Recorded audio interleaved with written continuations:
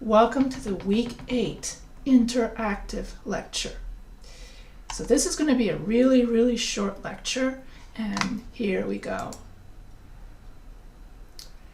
What is a topic and a thesis statement? In the previous week, we have already discussed about how to determine the purpose of writing, topic, and thesis statement for your essay. In this section, we will review it again. What is a thesis statement? A thesis statement is the main point of an essay. It is usually expressed in a single sentence. An effective thesis statement should accomplish 3 goals. Introduce your narrow topic. Reveal what your topic essay is about. And state the main point you will make about the topic. So to develop your thesis statement, keep the following guidelines in mind. Expect your thesis statement to evolve during pre-writing. Exploring your topic may lead you to discover a new focus or a more interesting way to approach your topic. Expect to do research to revise your thesis.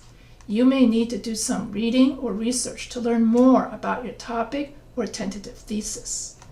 Expect to revise your thesis as you draft and revise your essay. You may write a few different versions of a thesis statement before finally you find one that works for you. You may need to revise your thesis as you gather and organize supporting evidence, draft, and revise your essay. Self-assessment through reflection. Instructor Smith asks Kim and Tom to list what on-the-job duties might require writing. Then she asks the following: if your manager or client can't clearly read your writing, what effect will that have? So usually if you can't write very well on the job, your boss is not going to be very impressed by your skills. In my previous school, I taught military students, and my military writing students would tell me that if they made mistakes in their writing, their upper commander officers would then be on their tail and say, you need to go back to school to learn to write because your writing is filled with grammar mistakes. So if your manager, your boss, or your commanding officer can't clearly read your writing and your writing is filled with mistakes, the effect that has is it makes you appear uneducated. And then my military students would say to me, well, that's why, teacher, I'm in your class, because my commanding officer thinks my writing is filled with mistakes. So now I'm ordered to go back to school to take a writing class. So if your manager or client can't clearly read your writing, the effect is they'll tell you to go back to school and you look uneducated and unprofessional. This week, I started reviewing my emails before clicking the send button. Maybe I should revise my resume like Instructor Smith suggested.